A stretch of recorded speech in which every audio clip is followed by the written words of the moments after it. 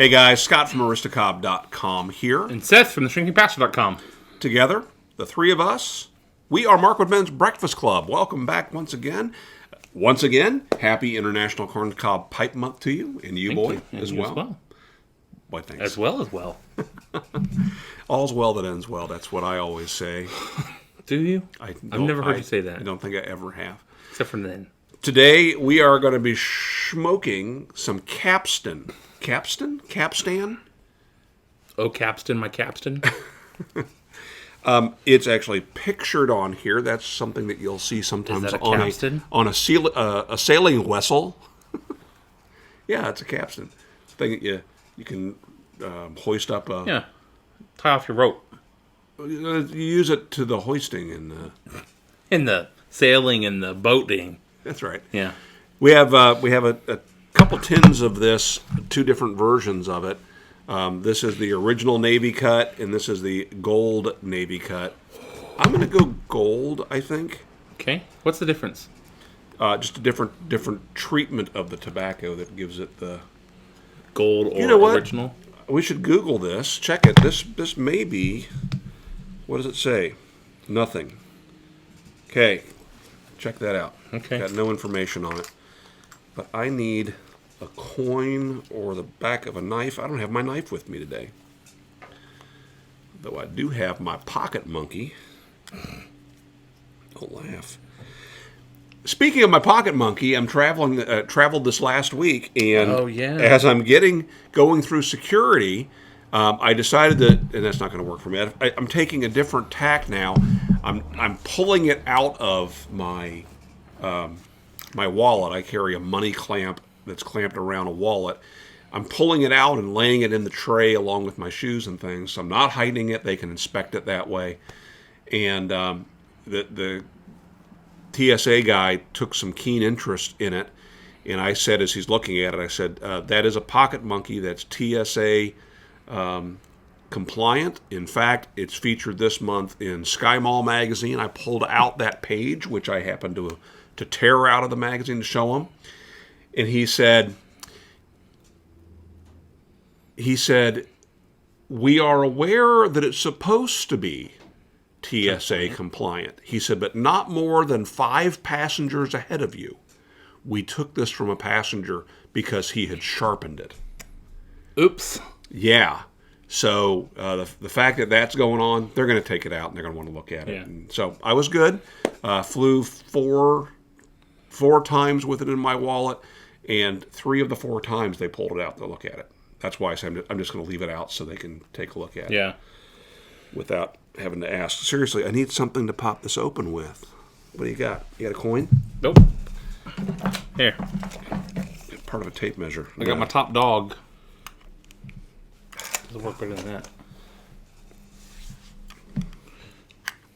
So we're going to talk about today, boy, about the art of opening tobacco tins. Did you get it?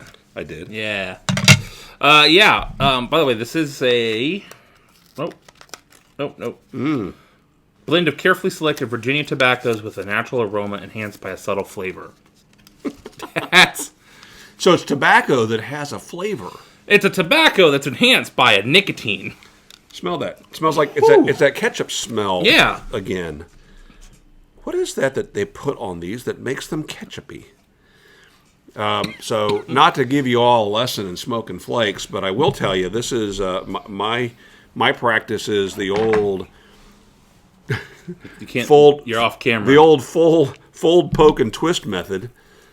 I mean, for me, the idea is I want to make sure there are channels that the air can flow down. Right. So I don't want to fold it in such a way that the air is only passing around the outside of it. That's all I'm saying about it. There are people that recommend that you rub it out, or you could use a tobacco grinder. And for those of you who didn't see, when we were smoking, or after we smoked the Briar cigars, we got the word from Chris Morgan who said, you really only need to grind flakes. Yep. So this is one of those instances where we would want to do that. Mm-hmm. What are you smoking it in?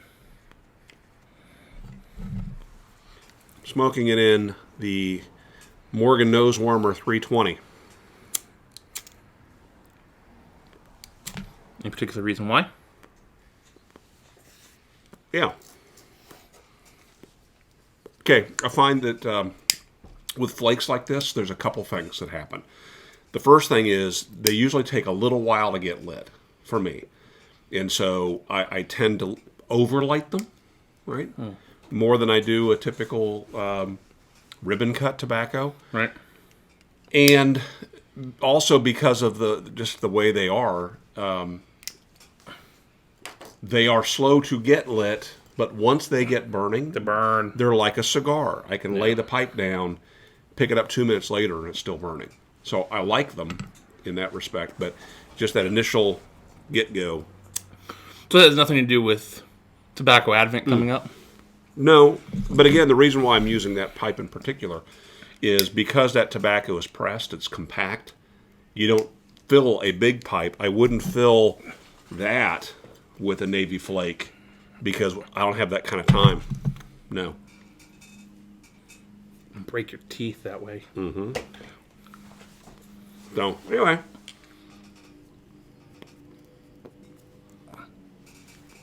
A couple weeks back over at the Aristocob channel, I did a YABO, a package from a company called Quarterly.company. And Quarterly is this place where individuals can, and they're individuals that are recognizable. They're people, personalities who... Bill Gates, Oprah. They get into a deal with Quarterly where they put together a box of their favorite things and then make those things available quarterly. They make a little something on it. Right. They're selling it below retail. They're curating a box. Curating. And they're selling it below retail. So in this case, I paid $50 for this, which I felt was $50 plus another, I think, $5 for shipping. If I had subscribed to their service for a year, the shipping would have been free. And that's the box. And not that I want to go over it again, but there are some things in here for you. Don't breathe in your exhale. And since you didn't see my YABO, I didn't. I'll just go ahead and share some of the things I got. Poking a Dead Frog, which is a book of writings by comedians.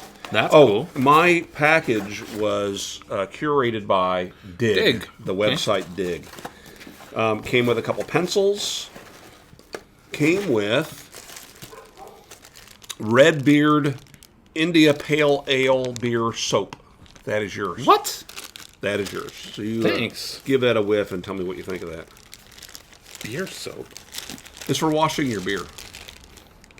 Well, that's good because my beer gets dirty. So you have a knife somewhere around here. Yeah. A couple other things we got in here. A multi-tool. This is actually kind of interesting. It's a big old heavy multi-tool. It is a bottle opener. And it's a whole bunch of hex wrenches. A number 4, a 6, an 8, and a 10 millimeter hex wrench. And maybe even more than that.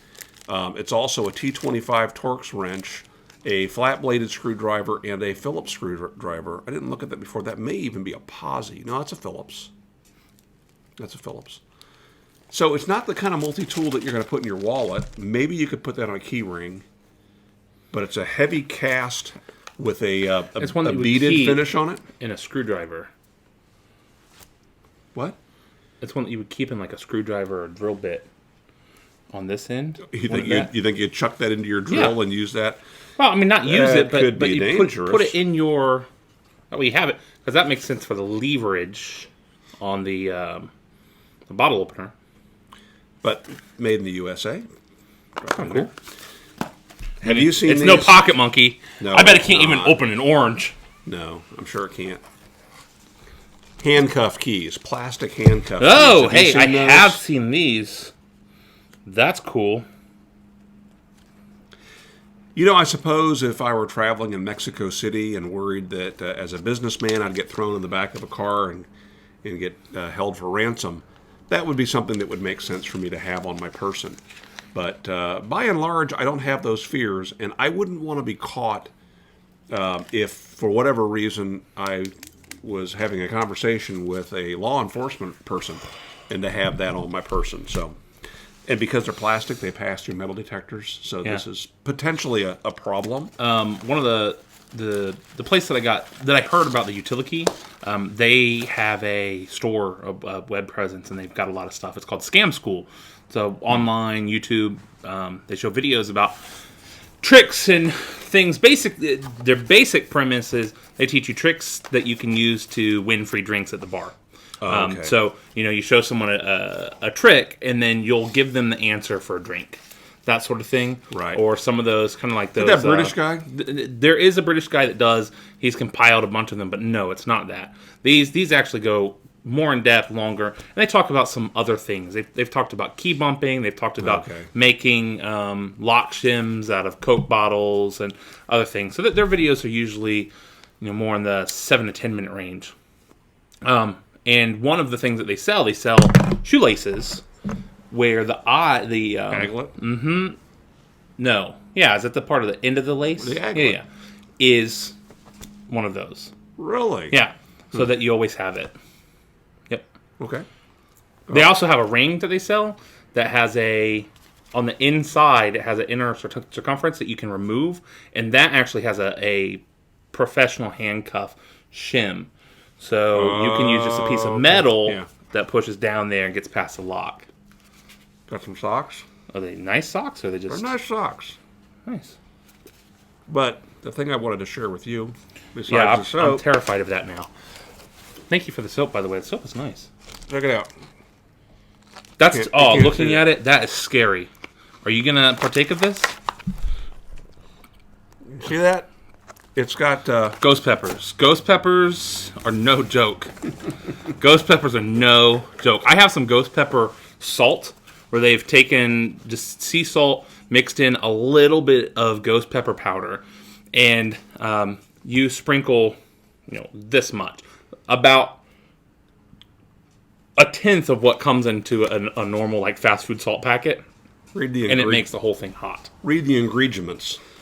Beef water, no, hot ham water, beef water, brown sugar, red chili peppers, salt, ghost pepper, natural smoke flavoring, habanero pepper, cayenne, garlic, lime, onion, black pepper, celery powder. I'm scared of that. Do you have something to drink? Yes, but that you don't have any milk help. here. Well, even that doesn't help with this. This is you take it like a man until it decides you're done. you don't. There's no reprieve. Yeah, I'm with you. I don't think I want to do this right this moment. If we're gonna do it, we should do it at the very end of the episode, because we won't be able to talk through that. I did see a video yesterday of an orchestra. The whole orchestra, they were playing a song, and about a third of the way through, they stopped, each person chomped and ate a whole habanero, and then kept playing. Theoretically continued to play. They did a great job. You wouldn't have known, except for the crying and the fact that between every time they were playing, they were... I mean, they did a great job. I wouldn't have been able to keep focused like that. That and the fact that as soon as the song was done, they all got up and ran out, presumably to the water fountain or something. Wouldn't help. No, it doesn't. All right, so I wanted to get the light stuff out of the way, because Boy has got a serious topic for us to talk about today. Markwood Men's Breakfast Club, November 19th, take 2. Well, that's a first. All right. So, to fill you guys in on what happened, we had some time to film last week, and we were able to film 2 episodes. The episode you saw 2 weeks ago, and the episode that was supposed to air last week, before we realized that it was our anniversary. And it's what you've been watching for the last couple minutes. That's right. And so that what you've already seen was filmed 2 weeks ago. We were rushed for time when we finished, and it was only after we finished that we realized that some of the things that we talked about, what we're going to talk about now is something that I've dealt with at work. And the way that we talked about it in our previous recording with my mad interviewing skills was too personal. It got to be too specific. I don't want that. I don't want this video to find light of day and cause problems with my job, any of that. So we recorded this. It was a good conversation, but unfortunately, I just felt like I couldn't, in good conscience, as soon as we ended the video, we both looked at each other. It's like, we can't air that. So, but the topic was good. So we're going to try this again and be a little bit more... The names have been changed to protect it. The situation isn't important. Why don't you throw it back on me? Yeah. Ask me if I've ever experienced something like that, and we'll go from there. There was a situation at work where I sent a private message to somebody, a private email, mm-hmm. and it was about something pretty simple. It was just making a suggestion and asking their opinion. And nothing offensive or controversial or anything. And in their response, they included 7 other staff members everywhere, and all of whom are at a higher level than me. So the teacher I work Isn't everybody at a higher level just than about, you? I yes. thought so. The principal, and several people at the county level, way above, even outside of the school. And it was a situation that could have been resolved easily between us, or it could have been at most involving the teachers and the people within our school would have been necessary at most. And so this person in their response decided to include all of these other people into the situation. All right, so let's talk about that. Have you ever experienced where you sent an email that you expected to be a private email, or text message, or even phone call, but we're talking in most cases like a business type of a situation, mm-hmm. where the person replied back and felt the need to add, I guess, the gravity of somebody high above you, and this happened to me, and I got to tell you, it's irritating as crap. To me, if you need to have somebody in your corner to help make your case stronger, number one, your case probably isn't as strong as you think it is. But second, you either need to start a new email or you owe it to me to inform me or ask my permission to include my original communications. Now, you could argue, well, it was a business communication. We're in the same company. The company would have... that there should be the ability to have those kind of conversations carry on. To me, it's like finding out halfway through a phone conversation that, oh, by the way, there are 4 other people in the room. Right? And so there are some situations where it's appropriate. If you're starting, I don't know, if you're starting a project, or if it's something simple, but if there's clearly something where there's a conflict. And then you bring other people in. Right. Yeah. Exactly. That's a different situation. And as the person on the receiving end of that, as a person who had a whole bunch of people brought in as backup into this situation, it feels incredibly childish and incredibly petty that's the length that this person felt they needed to go to. Mm-hmm. I usually, when that happens to me, first off, I will call that person and let them know I'm displeased by that move. But second, what I'll usually do when I do respond is I'll say, well, it looks like we have some new people in the conversation. So, for those of you who don't know me, and I introduce myself, right? Just to make that point that I know you're here now, and, be happy to bring you up to speed on details that you're not familiar with if need be. And it makes it clear that you weren't involved in the decision of including all these other people, too. Mm-hmm. Because I can't imagine being that higher up person being thrown into, because they didn't decide to be involved either, being thrown into this discussion where they, maybe they don't have a place, maybe they do, but not that way. I would be upset if I was a manager and someone brought me in like that into an argument or a situation. My boss, and I have a real job, by the way. My boss made it very clear in a meeting one day that we were not to CC him in messages that just to add weight to our argument. That if he needs to be involved in something, but as he likes to point out, if you're requiring me to make your decisions or to fight your fights for you, then one of us is unnecessary. Yeah. That makes it's a very strong point there. Really good point. Anyway, that in communication in general, I think it's really important to make sure that everybody involved knows the players and everybody's been introduced. Speaking of that whole, somebody's in the room conversation, I worked for a company for a very short time selling replacement windows, and it was a bad deal. I mean, it was not. It's a shame because their product was a high quality. Their installers knew what they were doing, but the sales manager was a crook.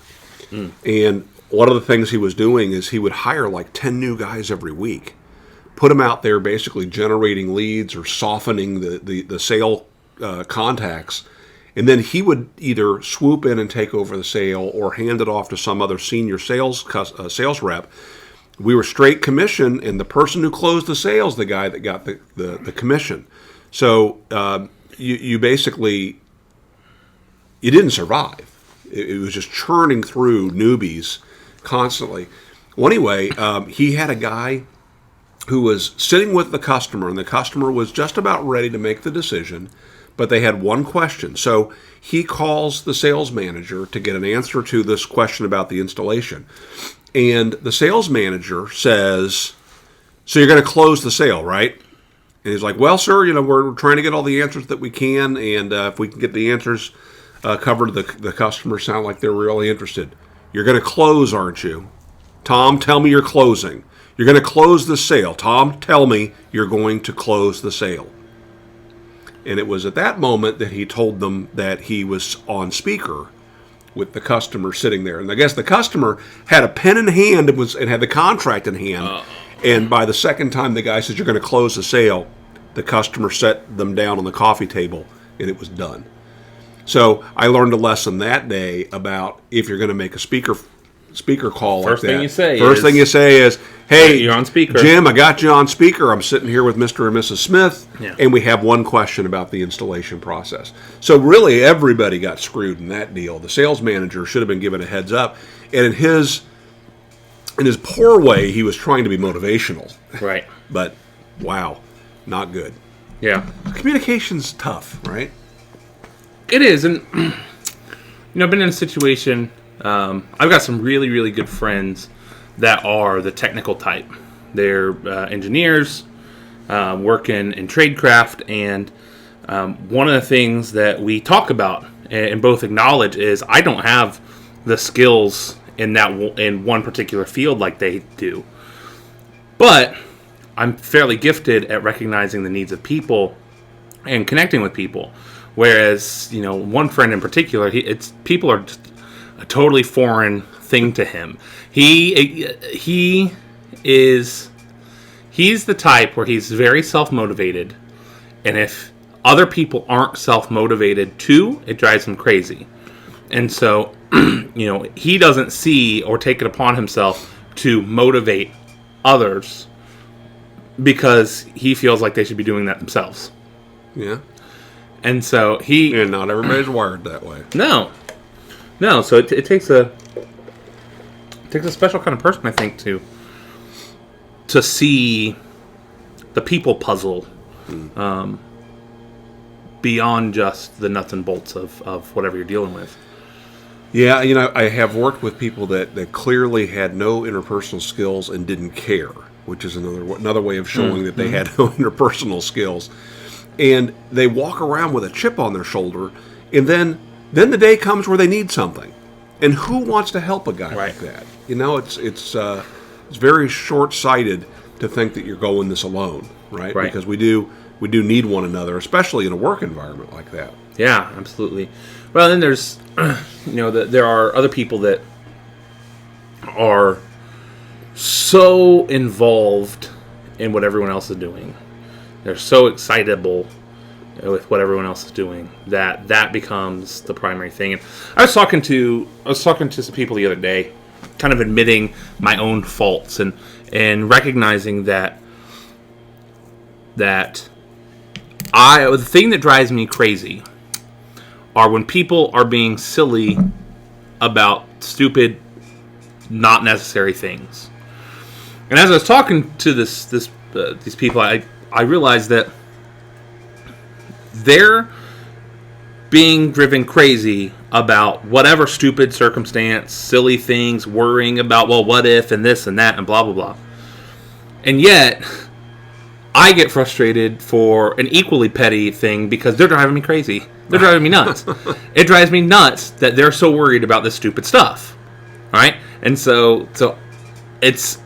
Yeah, but I'm guilty of the same thing. But what's the biblical admonition here? Where we're to mourn with people who are mourning, right? And if somebody's having a bad day, you don't just blow that off, right? You acknowledge it, but at the same time, you don't stoke that fire. You don't. Oh, really? Tell me more about how awful it is and how badly you feel like you're being screwed. That's poisonous, right? Especially in a work environment. Yeah.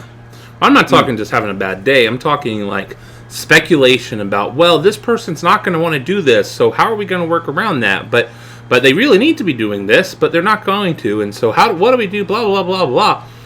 And finally, assuming the worst. Yeah, 20 minutes of this back and forth, and I said, why don't we just ask our supervisor what this person needs to do? You know, we think that they need to do it this way. They say they're not going to do it that way. If we can get a final ruling, then there's no need for discussion. So CC the supervisor, you're saying. That's right. And we're like, oh yeah, that's a good point. But what if they do this and they're not going to want to do that? Like, I just left the room. I said, I'm going to go talk to the supervisor. Bye. I can't stand stuff like that. It drives me up a wall. It drives me up a wall. All right, so let's go back to our regularly scheduled program, finish up the video as we originally started, and we'll see you in the next one.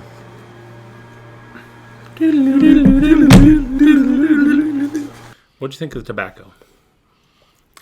It is exactly what I expected it to be. It is strong because it is Virginia. It has Virginia's not strong, but to me it has, when left alone without other people to play with. It's not my favorite tobacco. Yeah. So it has a strong Virginia taste. That shouldn't be surprising. The flavor's not bad to me, but the nicotine has hit me. It's got a pretty good nicotine hit. I'm buzzing a little bit.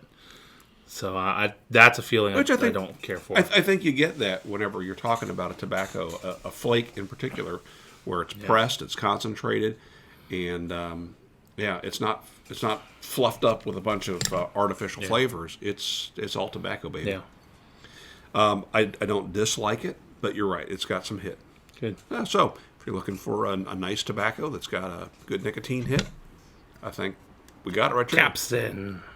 It's not the strongest. Okay, don't get me wrong. I'm not saying that this is something. It didn't knock me on my hiney right away, but smoking that, the whole thing is. I mean, it's a significant amount of nicotine for a small amount of tobacco.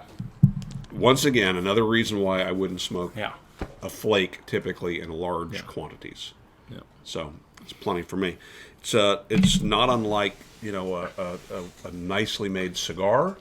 You should take your time with that. Just sip it. Yep. All right. Speaking of all that, we've gone too long. Way too long. All right. Apologize for that, but hope you guys enjoyed watching anyway. We'll end this with a reminder. Check the list that is at MMBClub.org. .com. I think. If you're interested in sending us some of your favorite tobacco for Tobacco Advent, and we look forward to recording those videos. Get a cornament. And hope you're participating in the video contest over at Aristocob. Yeah. Go check that out, and we're excited to see the videos that you guys produce. So. Yep. All right. Make it a great week. Bye, guys.